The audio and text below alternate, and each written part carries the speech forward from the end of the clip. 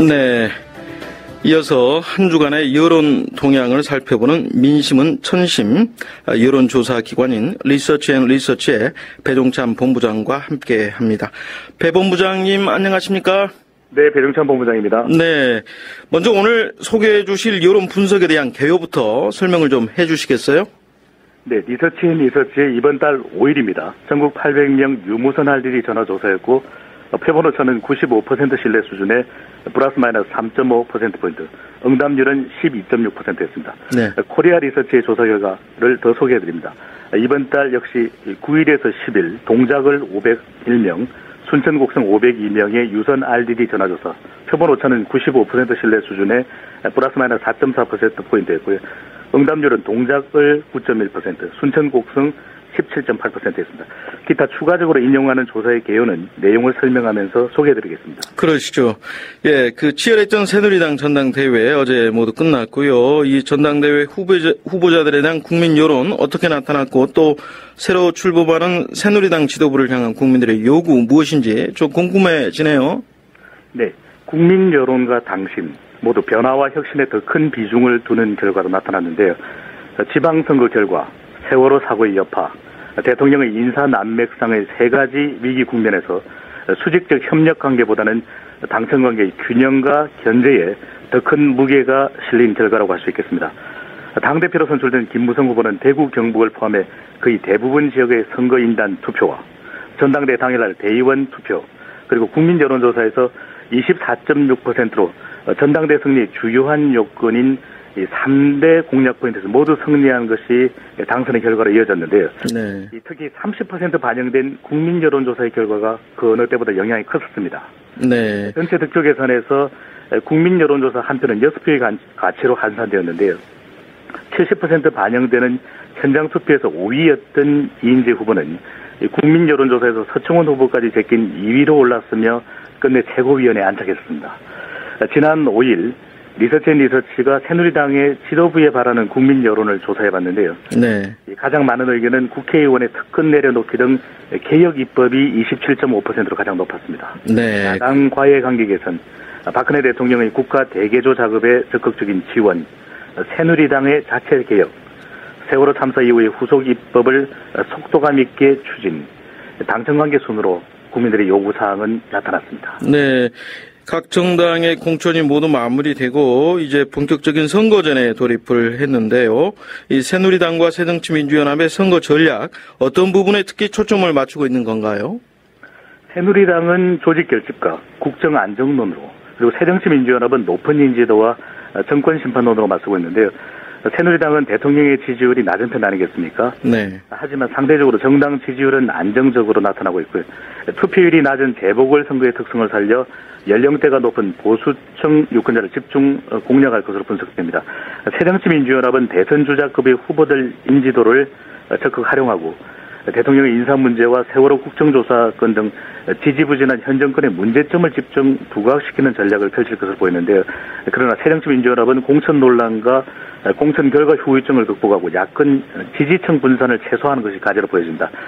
새누리당은 낮은 투표율이 유리할 것이라는 긍정적인 기대가 있기는 하지만 네. 40대와 50대 초반까지 정부의 불만족 성향이 강해졌거든요. 네. 이러한 유권자 환경을 얼마나 이해하고 극복하느냐가 이번 선거에 관건이 될 것으로 보여집니다. 네, 이제 재보궐선거 지역으로 좀 가보겠습니다. 전국적인 관심을 불러일으키는 서울 동작을 여론 동향은 좀 어떻게 나타나고 있나요? 네, 동작을 지역은 단순히 지역뿐만 아니라 전국적인 관심을 불러일으키고 있는데요. 높은 인지도와 조직력이 초반 판세에 중요한 영향을 미치는 것으로 분석됩니다. 코리아 리서치의 9일과 10일의 조사 결과 인지도와 새누리당 조직력이 뒷받침된 나경원 후보가 초반 판세를 앞서는 것으로 나타났습니다. 네. 3자 대결에서 새누리당의 나 후보가 51.9%, 새정치민주연합 기동민 후보 22.3%, 정의당 노회찬 후보 14.1%로 나타났는데요. 이 나 후보는 2011년 서울시장 보궐선거에 출마하지 않았습니까? 네. 높은 인지도를 확보하고 있고 보수층과 새누리당 지지층의 선호도가 현재로서 높게 반영된 결과로 분석됩니다. 새정치민주연합 기동민 후보의 경우에는 얼마만큼 빨리 지역 내 인지도를 확보하고 박원순 시장의 후광 효과를 후보에 대한 지지로 반영시킬지가 관건으로 보여지는데요. 더 중요한 변수는 바로 야권표의 분산을 어떻게 결집시킬지 야권 후보 단일화 여부에 달려있다고 하겠습니다. 네. 전남, 순천, 곡성 보궐선거 지역, 이 지역은 노무현 전 대통령을 상징하는 서가분 후보, 또 박근혜 대통령을 상징하는 이정현 후보의 대결 구도로 치러지는데요. 이 여론 동향이 어떻게 나오고 있습니까? 서울과 가장 멀리 떨어져 있는 바로 이 전남, 순천과 곡성도 전국적인 관심을 모으고 있지 않습니까? 네. 이 관심은 뜨거운 지역이나 이 파란의 장소가 될지는 미지수로 보여집니다. 네. 중요한 구도, 정책, 인물로 볼 때 이 새정치민주연합의 서가분 후보가 유리한 환경을 가진 것으로 보여지는데요. 코리아 리서치의 9일과 10일 조사 결과 새정치민주연합의 서 후보가 42.4%로 새누리당 이정현 후보를 12%포인트여 앞서는 것으로 나타났습니다. 네. 새누리당 이정현 후보의 경우는 바로 이 곡성이 자신의 고향 아니겠습니까? 네. 그러나 박근혜 대통령에 대해 대체적으로 부정적인 이 지역의 전반적인 평가, 낮은 새누리당 지지율을 극복하기가 어려운 상황으로 보여지는데요. 새정치민주연합 서가분 후보의 경우에는 두 차례나 이곳에서 국회의원을 지낸다다 공식 선거운동이 시작되면 정당 차원의 전폭적인 지원이 지지층 결집에 유리하게 작용될 것으로 보여집니다. 새누리당 이정현 후보의 경우에는 곡성의 인물 경쟁력을 얼마나 유권자 수가 가장 더 많은 순천 유권자들로 연결시킬 수 있을지가 격차를 줄일 수 있는 관건이 될 것으로 보여집니다. 네. 충남 서산 태안을 비롯해서요, 수원과 김포 지역도 차례로 살펴보죠. 먼저 충남 서산 태안 지역, 이 지역 공천을 가지고도 참 새누리당의 경우 참 엎어지고 뒤집어지고 참 말이 많았는데 지금 지역 여론은 어떻게 움직이고 있습니까? 공천 과정에서도 상당히 우여곡절이 있었지 않습니까? 그렇죠. 예. 기타 지역으로 충남 서산 태안과 수원을 추가적으로 분석해드리겠는데요. 먼저 충남 서산 태안 지역은 기존 조직력이 초반 판세를 이끌고 있는 상황으로 보여집니다. 한길 리서치가 충남 서산 태안 810명 유선 RDD 전화조사했고요. 표본 오차는 95% 신뢰 수준의 플러스 마이너스 3.5%포인트, 응답률은 17.4%의 지난 11일과 12일 조사 결과인데요.